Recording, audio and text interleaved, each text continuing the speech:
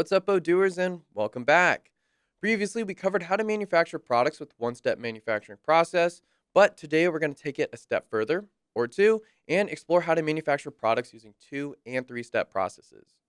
And that's a must for companies with larger manufacturing and inventory operations. Tracking not only what gets made, but also where components come from and where finished products are stored helps keep everything run smoothly. In two-step manufacturing, Odoo creates a transfer to move components from storage to the production area. However, once manufacturing is complete, finished products don't get an automatic transfer to storage. On the other hand, in three-step manufacturing, Odoo adds another transfer, first moving components to production where we do the building, then moving finished products to storage. While these workflows change how materials and products move, the actual manufacturing process remains the same as in the one-step manufacturing. So we won't dive into that again here, but if you need a refresher, check out our previous video linked down below. All right, let's get started and see how these workflows come to life in Odoo. All right, to start, let's define how the products move by opening up our inventory application. And from here, we're going to select configuration followed by settings. On our settings page, we're going to scroll all the way down to our warehouse section and make sure that we have multi-step routes ticked and enabled just like so. So if you haven't done so in your database, make sure to tick that and click save before moving on. Now, there's two ways we can configure our warehouse routes. First, we can click back into configuration and click this warehouses option right here, or we can click this set warehouse routes link directly under the multi-step routes option. When we click that link, it takes us to a page that shows us all of our current warehouses in this database. From here, you can select any warehouse that you want to configure, and in this case, it's going to be our main warehouse. So this page defines the default paths that products move through in your warehouse, including when you have to manufacture something. For more about this page, check out our basic warehouse setup video. But on the warehouses page, we're going to find the manufacturer field, and we're going to enable one of these three options.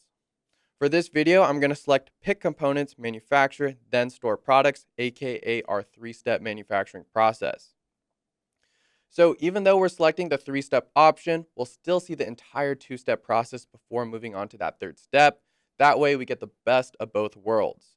Now, if you need to, make sure to enable the options and then click save before moving on.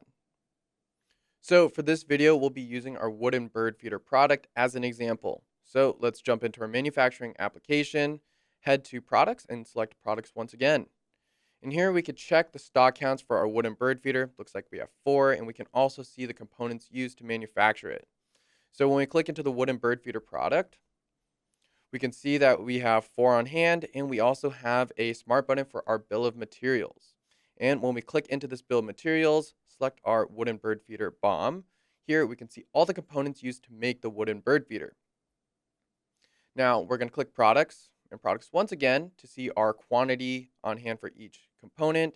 And here I can see that I have 184 pieces of cedar wood, 46 units of hanging wire, and another 46 units for our hook.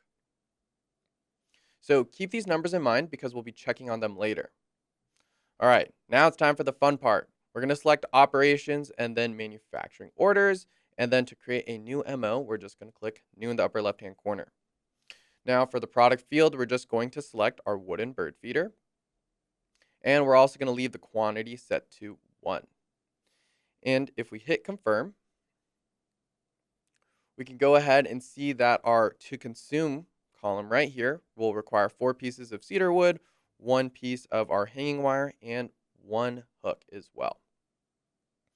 So now once everything's confirmed, I can see the component status right here shows available, but it says available in orange.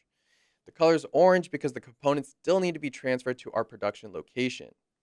Odoo reminds us to grab our components in another way in our work orders tab right here. And here for assembly line 1 in the status column, it shows that we are waiting for components. Okay, so since everyone's telling us to, let's go ahead and grab those components. I'm going to click this transfer smart button here at the top.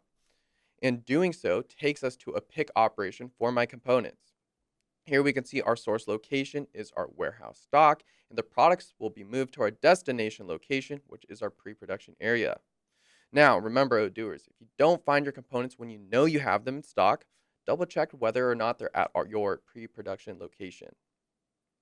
Now, once the components are moved over, all we have to do is click validate, and then I'll click this manufacturing smart button to get back to the MO. Very cool. Now that we have everything we need, we can see that the component status is now available, but in green. So let's go ahead and click into the shop floor button right here and choose assembly line 1 for our work center. And you might not see anything at first, but don't panic. That just means you're not logged in. And to log in, all you have to do is click add operator and add yourself right there. So I'll build the bird feeder, then click register product, and then click validate. And since I'm done with this operation, I'm just going to click mark as done.